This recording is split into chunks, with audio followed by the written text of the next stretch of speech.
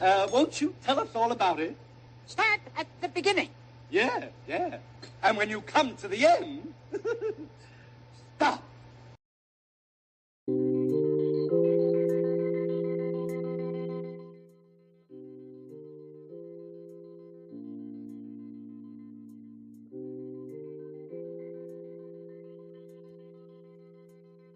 Hello. How's it going? How's everybody doing out there in the internet world, in the YouTube realm?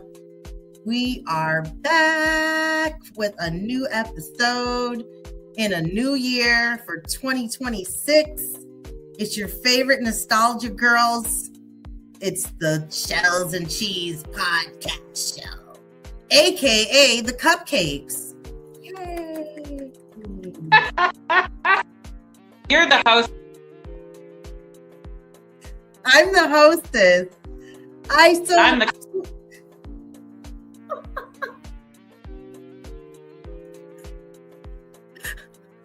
You know what? So here's the funny thing that I was thinking. The hostess guy, remember the guy with the lasso?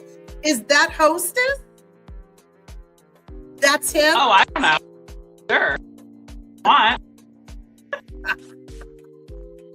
Or maybe I'm just imagining. Wait a minute, never mind. Okay, so they don't really actually have like a mascot or a ringleader, I think, for hostess. I think what I'm confused right now with is the Twinkie guy. Because the Twinkie guy has a lasso and like a cowboy hat, if I recall, on the side of the package. That's what I see. It's basically a hot dog shape. It's a what? It's like a hot dog shape. Yeah, it is. And I don't want to be that. I don't want to be a hot dog. I just want to be the hostess. Yeah.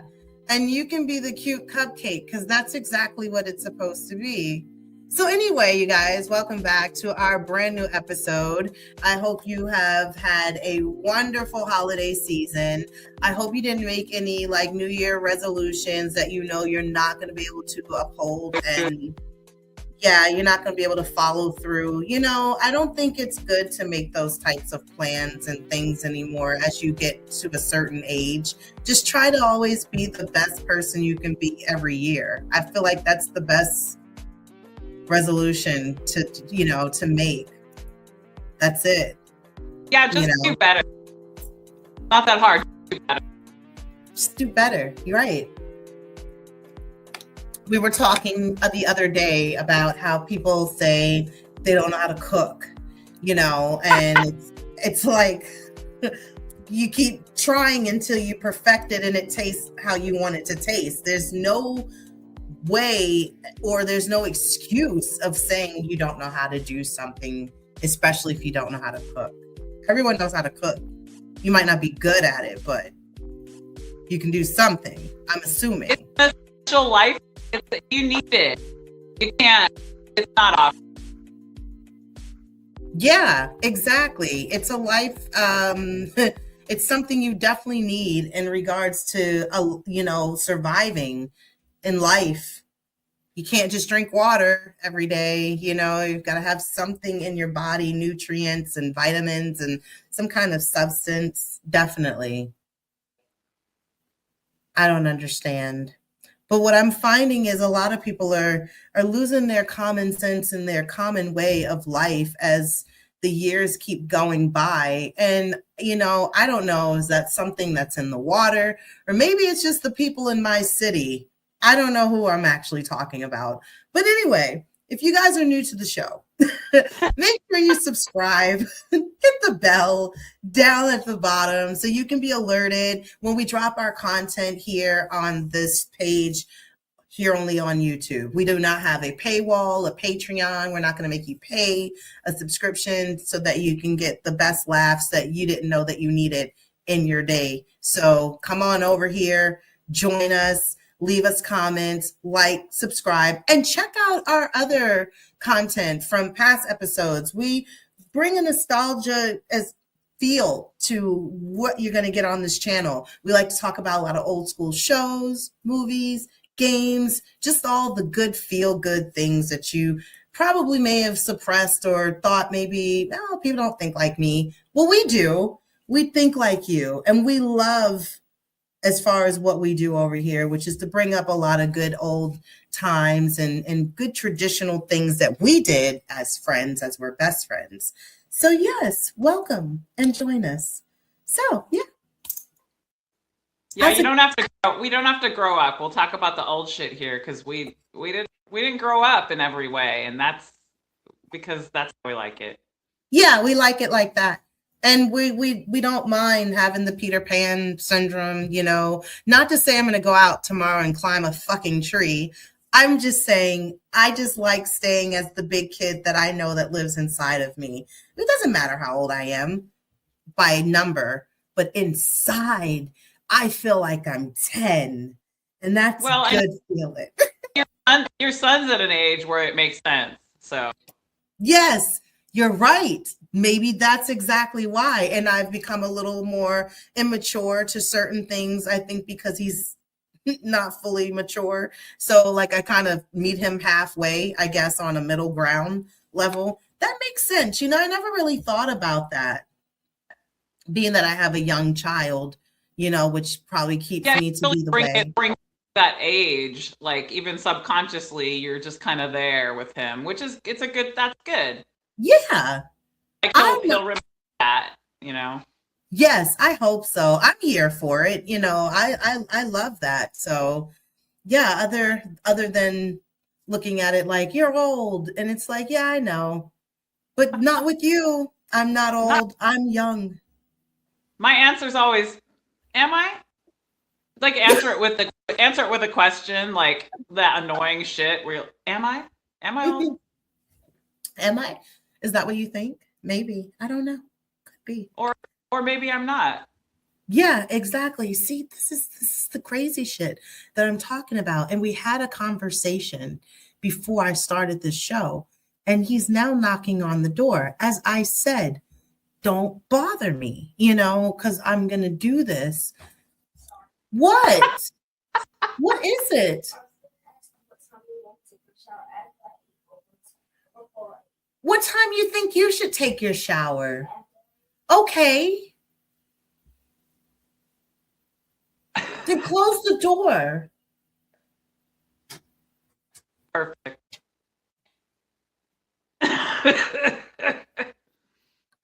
Because I don't understand. Like, you know, I kind of gave him a time frame. Like, I'll be done, you know, like about 6:45-ish or so, you know. I'll talk to you then. Okay, Mom, it's great. Like, you know, have a great show. You wish me well, but you still didn't follow the directions, which was to leave me alone. What time should I take a shower? Anytime's great. You know what I mean? Anytime. Anytime's great. So anyway, how are you, Amanda? How's it going over there? You know what? It's so much just like going on in the world, as everybody knows. So, you know, it's all about the mental health, isn't it? So, I'm really focusing on what I can control. Mm-hmm. You know, like what I can do. Yeah. In my own. Because it's very important to maintain our empathy for others right now, for sure, and to pay attention. But we have to have that balance of like not becoming obsessed with the news, like it's a hobby, like it's like it's our friend. It's not. Like no matter what it is you're listening to, like I think it's just important to like I said, focus on what you can do things about, like what your energy level is, what your ability is, whatever. And for me, it's about changing my immediate surroundings. Mm-hmm. So for the last few years, I've had a lot of reasons where things have gotten behind, and I'm really getting on top of stuff.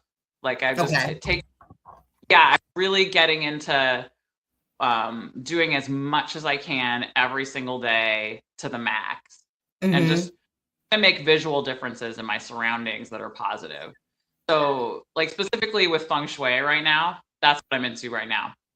And I've actually, it's Okay. not new. Like, I've been into feng shui for a couple decades, but Mm-hmm. I don't always, like, I haven't put a new energy into it in a long time. So that's Okay. kind of like keeping it in mind as I'm like kind of redecorating and moving stuff around and trying to repurpose what I have and get rid of stuff I don't need. And just make it like more like fresh and open and positive. Okay. Like just trying to like, if there, sometimes something will seem like a good thing until you start to really pay attention to how it makes you feel. Mm. So sometimes like a certain object will remind you of a certain bad memory every time you look at it. And that makes it not good for you, even if it's a good object. So I'm trying to pay more attention to that kind of thing because I'm so sensitive that like that will affect my day. And it is helping. Okay. Yeah, because you know how depression works. It can just be the tiniest thing will set you off. Right. If you remove as many tiny things as possible, the odds are more in your favor. So Right. that's kind of where I'm at right now. And it's working. That's good to know. Especially because we're coming into 2 weeks into the new year, and to know that you've reset yourself, to put yourself in a position and your surroundings in a position to bring more of a focal point of positivity and good energy to be within your surrounding, especially, for you, I am home just as much like you are. I work from home for 2 of my main jobs, and the only one I'm outside for is the business that I run to do my cleaning. And I always feel like that's like a field trip. Like it's a little field trip. I get to, sightsee on my way. And then, if I really have good timing, how they would tell us on field trips, if we have time, we can see that other exhibit that we really didn't schedule in the time for. So I'd be like, if I got good time, I can stop by that store and get right. Like you've got in mind, just like a little adventure. You've got in mind like other places around there. I do that too. Like, and I always get over ambitious. I always have like, I'm like, I'll do these 5 things and like. And you're like, oh, okay, I got 2 though. There's 2, but what time is it? It's and it's funny that you mentioned the feng shui and really putting a lot of energy into that, because every year I really try to kind of put things in a different zone, or if you will, try to rearrange my space, because I feel like the way that I've set myself up for this last year of working from home, which it's going to be 6 years in March that I've been working from home. And I have placed myself in different places in my house to get a comfortable atmosphere that doesn't have, a lot of stresses for me, and it doesn't bring my anxiety to 1,000% because of other people being home next door to me, and then I'm here in, their house. And I even started looking at things that I really kind of wanted to kind of freshen up, or, I think got inspired from you doing remodeling in your house with the cabinets and stuff. And I want to paint. Now I want to go back to painting. And I did a lot of that when we were in the beginning of the whole pandemic, painting my walls, putting an accent wall together in my room, my son's room, and, just really doing a lot of different touch-up things inside of the house. And I feel like with spring, it's like the whole beginning of a new year, because that's when everything brings itself back to life, like the plants and all of everything coming back into bloom and growing. And also, I feel like with the year, because it is so much going on and we're all trying to not focus and pay too much attention to everything that is going on, which is trying to bring us so much of distraction. But definitely, like you said, paying attention, but not paying attention to the point where it puts us in a different state of mind, where it makes it hard for us to be able to kind of refocus on where our big picture should be, which is definitely our mental health. And I think if it wasn't important then or a couple of years ago, it's really more important now, just because of the fact of where we are right now with all the different changes. And I feel like that also about beginnings and renewals and starting over fresh is not just the objects, like you said, that you can look at that can bring you bad memories, but even to people and certain bonds and friendships or situationships or whatever, casualties, or you know what I mean, that you have even with people. And that's ebb and flow.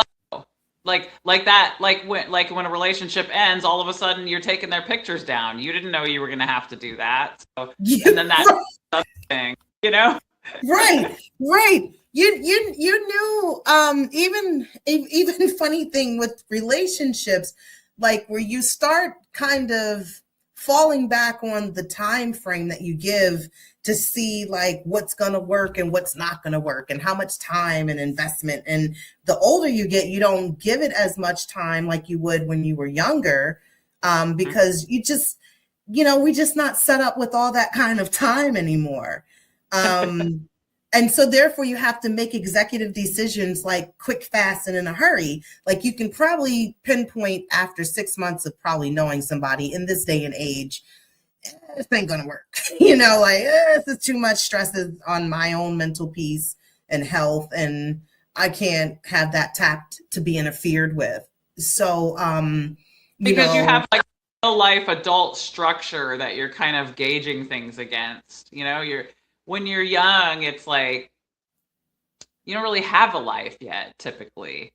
Yeah, so it's just carefree. You're not trying to see how a person fits into your life. Mm-hmm. It's more like just get obsessed and you just pour yourself into them, and it's quite different. Yeah, definitely. I have honestly, what I can say is found myself doing more within to bring myself back more into my crystals and my crystal work, that I've kind of gotten away from a little bit. And I know that I had to refocus back on the stuff that I know that was keeping my mental and within myself physically together and not drifting apart and falling apart for what I used that I knew that benefited me, especially like I said, during the times of the pandemic. So that's been really helpful for me. I can feel the change for even, doing more of my manifestation. And I think from the fact of me getting tired, and especially for the type of work, how everything has just picked up lately for me, it's been really draining. And I had to recreate a different balance to one, not get overwhelmed with the work, but still remembering what I've been doing to keep myself mentally and physically healthy, and just really having to tell myself, take your time. This isn't going anywhere, and you can only do what you can do. So I've been saging also more, as I haven't been doing that either, which I've gotten away from that. So I think, as you said, you're recreating and finding your balance. I'm getting back to where I drifted away from, to restructure myself, to put myself back into the center of balance. And I think I've been thrown out of balance by letting certain things cross boundaries that I had boundaries for, that I've let take over. That's what I asked is like, do you have that sense like I do where you go back to these things that you used to do that you knew were good for you, and you go back into your notes or whatever, and you're like, I did have this figured out. This was working. Yes. Like, and you're just like, okay, like let's restart then. Like the weird things you do with your memory when you change habits. Yes. Get out of Exactly. the human brain is so mystifying that we will just stop doing things that are great for us, that we actually like. Yes, exactly. Exactly. And I think also for me, as far as habit wise, and again training your brain to know that this is the habit, this is what you're to do, this is the norm, even falling out a little bit from after my braces came off, being completely in my mouth. Like, I had dental checkups daily as a personalized dentist coming to do my teeth and clean them twice a day or 3, to the point that, okay, they're gone. Now I'm getting lazy with putting the retainers in, and knowing like you just spent $7,200 out of your pocket. Oh, you want your teeth to go back to where they are. So it was like, okay, you cannot be rewarding yourself, and bring your water back to bed at night. Put these in no later than such and such a time, and don't drift away from what, again, works for you. And it's always something of temptation, I think, that kind of was playing on my door for a while, that allowed me even to let my boundaries get crossed, that I had good walls for. And I lost that. I will do this bargaining with myself. I'll catch myself doing it, and it's very weird. I don't like, I'll get out of the shower, and I know that's the best time to do my yoga. And I know that if I do yoga, even if it's just a little bit of stretching for 20 minutes, like nothing crazy, nothing fancy, nothing like acrobatic. Right. It improves my day, but more importantly, it improves the next day. And I know this to be fact. Do you hear that music? Yeah. You said, did you hear? I'm like, did you hear the music? That's called daydreaming. I will bargain with myself. I'll be like, nah, I should feed the cat, or like, even though it's 20 minutes, I'll be like, I don't really have time this morning. The fact is, of course you do. You don't have time not to. Right. Exactly. It's going to save you from being a bitch tomorrow afternoon when you shouldn't be, or whatever it prevents is, and it's still like a daily battle sometimes to convince yourself to do things that you know are good for you. Yeah. And the typical thing for most people is food. For me, I eat really well almost all the time. Like I have that aced. But I know that's how most people can relate to what I'm saying, is like the things people say to themselves when they eat, right before they eat something they know is not good for them. Right. It's just a very like relatable example. Right. Yeah, it fits with all kinds of things, like with crystals, or, whether somebody wants to, like, would rather go to church or chanting or whatever that, however you get your church feeling.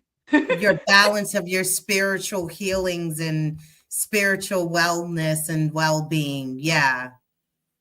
Yeah, by going to a place that feels sacred, whatever that is.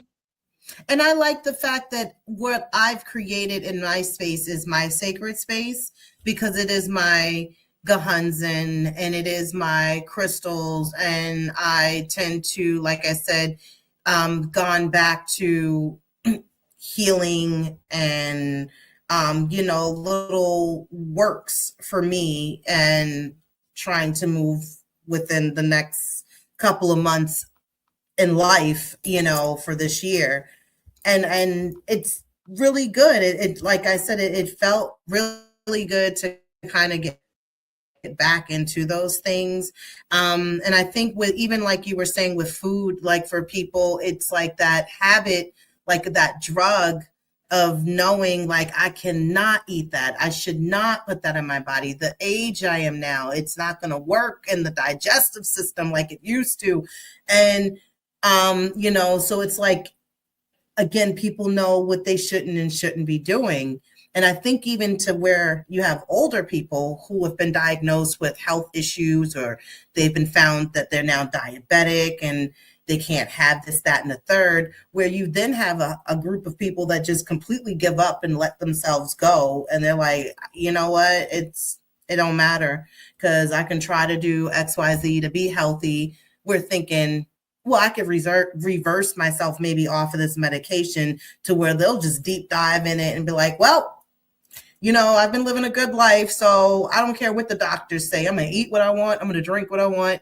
So I think it's also just what we value for ourselves, of what do we want for ourselves, always moving forward, I think, in a new year that we have been able to be a part of, and I think that's always the vision board for us like-minded people, that's how we look at things, of what do we want to do now and how are we going to do it. Oh, I'm sorry.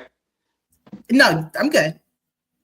I wonder if there's a component of rebellion to it. Like, we're talking about, like, why don't people do things that are good for them more often, even if they like it? And I wonder if it's like this.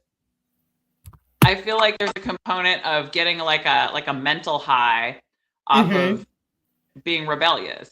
Like you said, like, I don't want to do what the doctors are telling me to. Like, some people, they do get a mental payoff from doing what they're not supposed to do. Right. So that's like a mental component that definitely has to be like recognized if you're in that. If you're constantly doing things that are bad for you, whatever those are, like, why are you doing that? Is it simply because you hate yourself? Like, that seems pretty, like, that's too easy. That can't be the answer every time. I think it's more like some people just don't like doing what they're told or what they should do. Just trying to be really defiant and, again, stubborn, which sometimes backfires on a lot of people, whereas the saying is, a hard head makes a soft ass. That's what it is. A hard head makes a soft bottom, because of the fact that, you fall on it, and the fact of learning from what you should not have done, but you want to be hard-headed and go against the grain, which you know better. And you're like, yeah, I'm still going to do what I want to do. It's just kind of like, trying to tell somebody, don't touch that because it's hot, but they don't believe you. And then they keep on pushing and pushing until they actually touch it and then find out for themselves, oh, yeah, that is hot. Yeah, because that's how you learn. Yeah, exactly. Exactly. But, you do have a lot of people that they just, again, they go against everything that they do know that's best and what's good for them. And they learn sometimes in a really traumatic way, is a very hard lesson in life, so. But yeah, it does seem like most of us do at least some of it. So it's very interesting. It seems to be part of the human tendency, and we all take it to different extents. Yes. But it has to be under control. I think it's every year I find something that I tend to push away or give up on. And I find that, because of me and my personality and just the way that I am set up, I find that sometimes I give a little bit of unsolicited advice.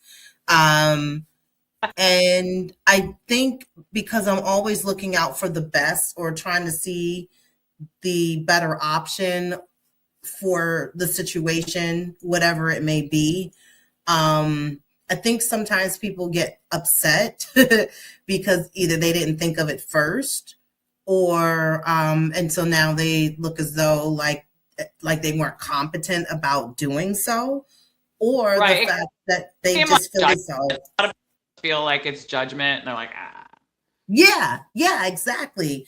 And, you have to at least be a little more in tune with yourself to be able to understand also where people are coming from a good place, as opposed to being malice to actually trying to be helpful. So that's one thing that I have definitely learned as far as going into the new year, which I really don't have a whole bunch of patience as it is anyway.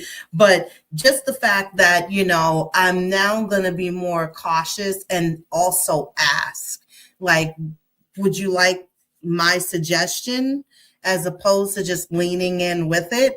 I think that's just going to be best. And people say no, and it's like, okay. Okay. It's it fine. could be a fine line, because it's like, on one hand, I agree that it's like, I can agree that unsolicited advice can be annoying or whatever, or misplaced. Yeah. But on the other hand, why am I in a position to have enough information to give you advice on this? Because you gave me the information. That's why. Because you told me the situation that clearly is a mess. And me being a person who cleans messes up when I see them.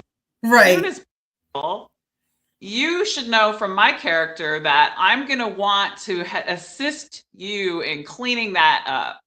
Right. By at least instructing you on how to do it. Because you can't figure it out. You're not figuring it out. So. Right. Because that's just natural for, and as a woman, it's in my nature. It's just a part of my personality, especially to be a nurturer and a person that cleans, besides the fact that that's something I enjoy doing, which is cleaning. But the fact that also I have to be mindful, as someone told me recently, a good friend, that I need to also know when I don't need to take on any more projects and to step away from the construction paper and the markers, and don't color in anything else, because everything, it's done and it's been colored, and just let's go and let's find something else to do,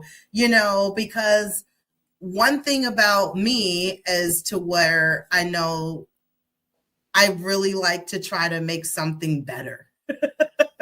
And and I have to also understand when I'm fighting against clay that doesn't want to be molded, to maybe not keep trying to maneuver with that material any longer and try something else and just move on to something. It's like if you're scrubbing a stain, right? Mm-hmm. There comes that moment where you realize, oh, this is a permanent stain.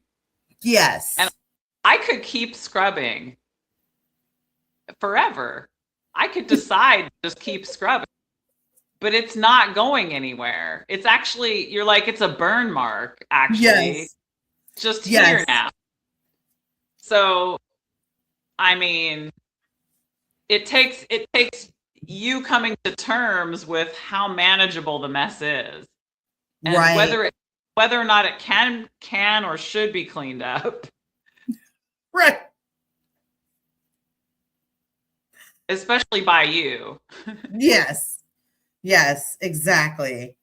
Because I'll try to get Q-tips and all kinds of things in the crevices to get every little nook and cranny. And it's like, they didn't pay you that much money to do all of that work. And you're like, God damn it, Jim. You're right. I did not get paid. And you're not going to go back to the store, back and forth, trying different products. Like, you're just... No, I know what works. It's not going anywhere. I'm done. Yeah. I'm done trying to scrub this stain. Yes. Speaking of which, for good things and of course, a beginning into a new year and new start, it's always beautiful, especially to be able to have it and to be able to experience it and to just be able to say Happy New Year to the ones around you and, your special people and things of that nature. But I tell you, it seems like it never fails us. We always lose somebody so great. Like, as I've said this before, when I watch how people tend to pass and I feel like, some do, they leave us so soon, of the actors and actresses and performers, people we grew up with in our lives. And, we've watched their work, we've admired their work of them producing or just acting or writing, etc. It hits home a little harder, even when we don't personally know the people. Like, I know I can name 5 people off of my hand right now that I did not know, not one of these people personally, but it just, I think, again, as I said this before on another show of mine, because I got 1,000 of them, it's just, it just takes something away from your childhood, and we lost Rob Reiner just recently, to the death of the hands of his son, his wife, and him, and based off of a flip of mental illness, as we were just saying, trying to really keep our mental health together, and even turning points for people who really believe they've done work to really get their mental health in order and to be together, to where it just takes maybe the flip of a switch, the episode changes, and then something traumatic like this happens where their son murdered them both by the hands of their own child, which is... Yeah, it was really shocking. I will say, I was reflecting on it today. Mm-hmm.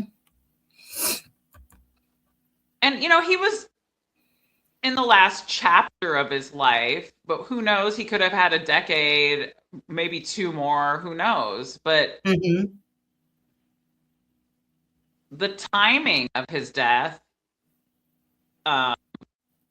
is allowing us to reflect on his art, his movies, like the art he world and the man that he was, at a really opportune time, I think. Yeah. And I just taking a moment to appreciate that. I think it's been long enough since we lost him that I'm thinking it's such a good time to reflect on somebody who was just simply a good person and was simply putting art out there.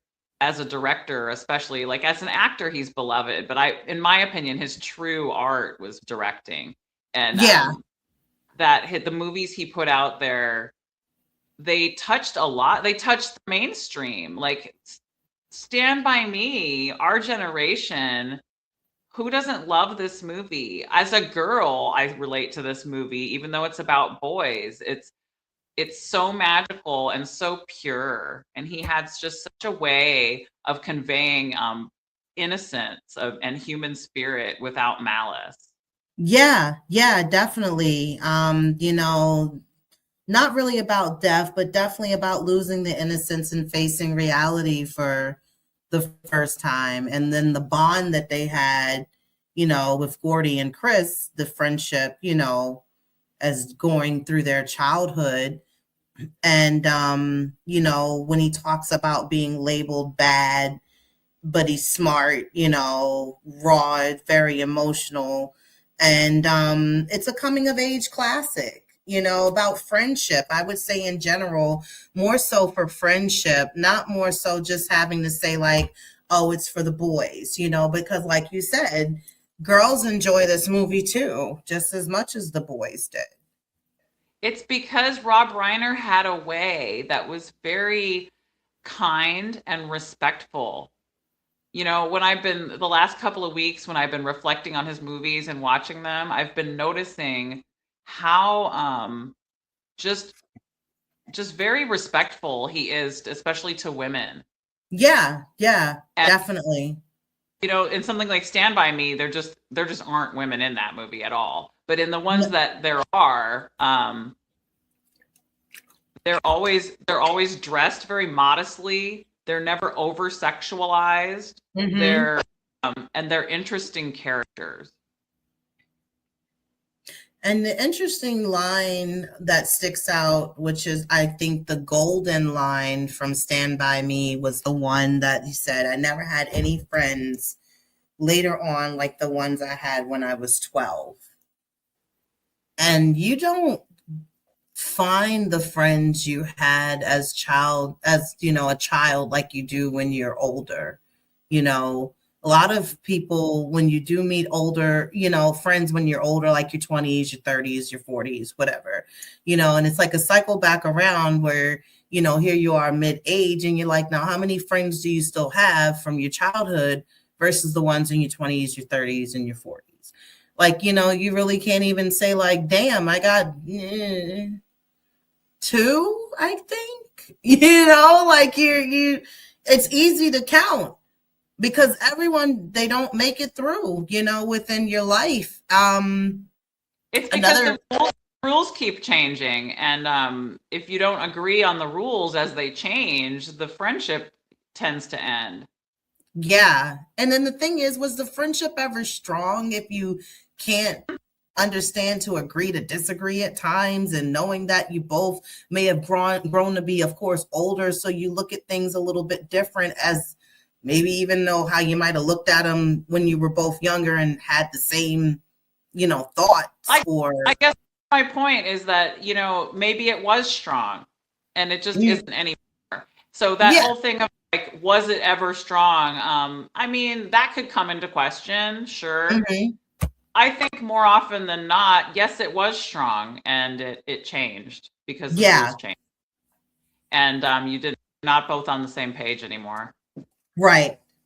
Another one, of course, by Rob. This is your fave, one of your faves, The Princess Bride. Loved it. 1987, man. I was 8. As You Wish. Love shown through action, not just words. Can men and women really be friends? That is the question. Oh, that's Harry Met Sally. But this is the first time he worked with Billy Crystal, if you think about it, when he was Miracle Max. Yes. True. So that's what I was realizing, which I thought was cute. Yeah. This is the romance fantasy and also comedy together. And it's not just for kids, it's adults too. It works for both. The Princess Bride. I mean, one of the most iconic movies of its time, and has aged very well. So yes, very much so. Andre the Giant. I can't think of his name, the little guy right here.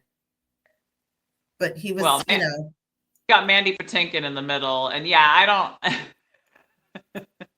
It's his voice for me, Definitely, it was the voice. Also, yes, the Harry Met Sally, most definitely. Harry Met Sally.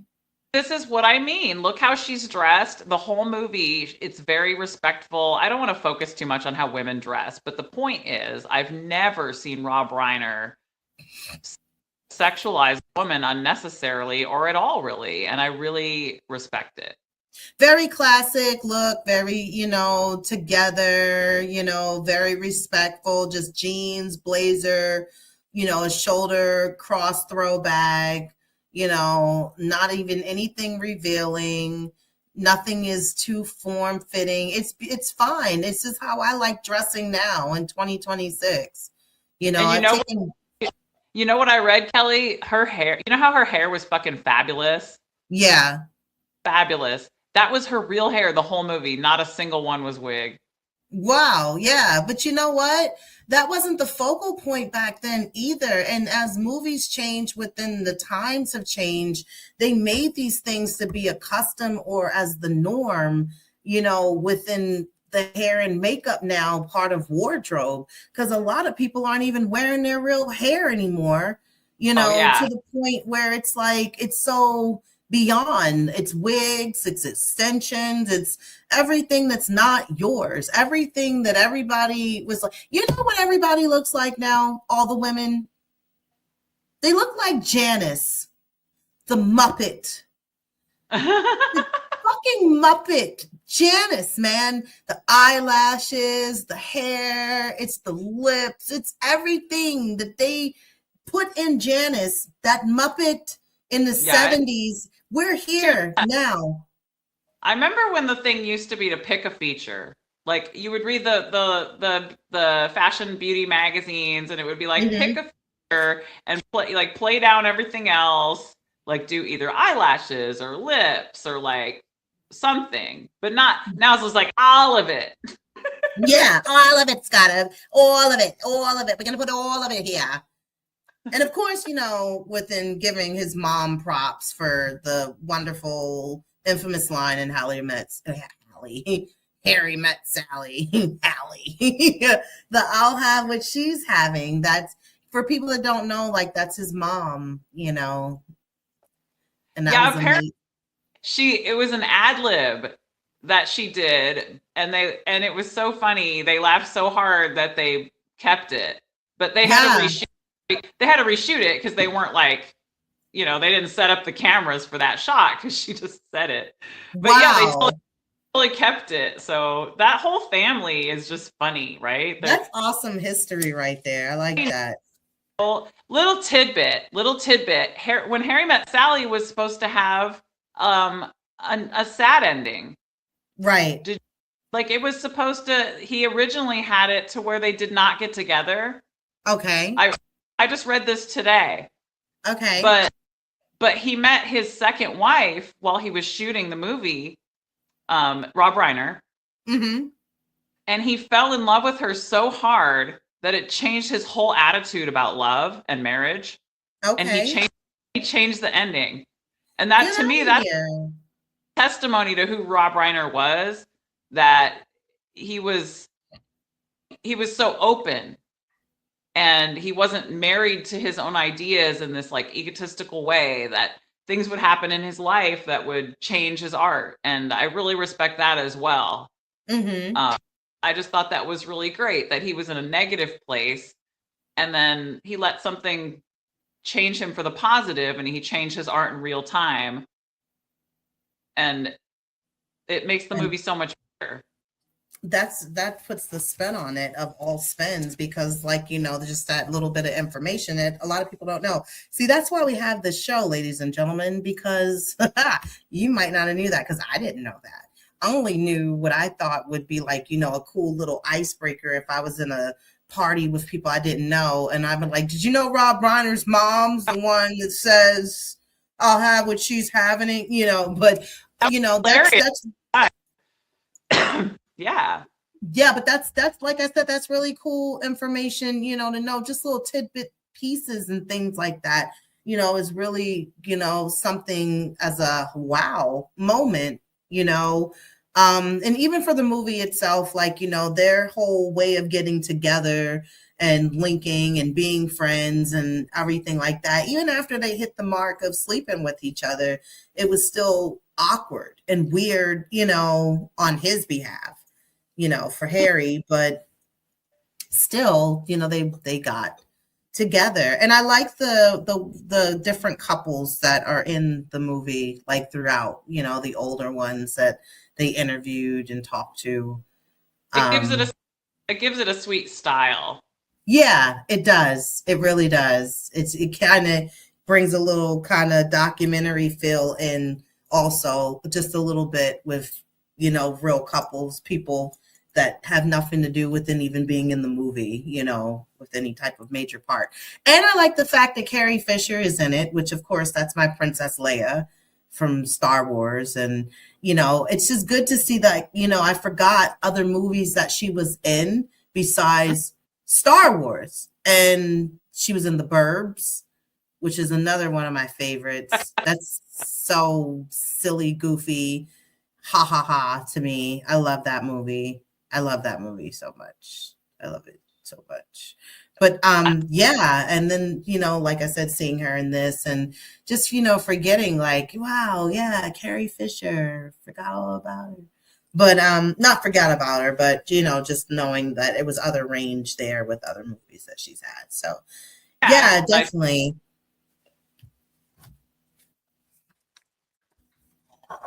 definitely wanted to give Rob a little love here tonight. As to, definitely giving him his flowers and just saying thank you, sir, for all the great things you've provided for us to watch and to keep as classics. And we will be forever entertained, even down to All in the Family, which that was one for me. I loved All in the Family. Meathead, I know it was good. Archie Bunker. He always was coming like with some kind of cool peace, hippie truth to things, and he was awesome in that. So definitely, that's a classic. I loved him in this. That Sally Fields. It was good. It was a good show. Classic. It's right up there with Cheers and Miami Vice. All those good 80s. But I know it was.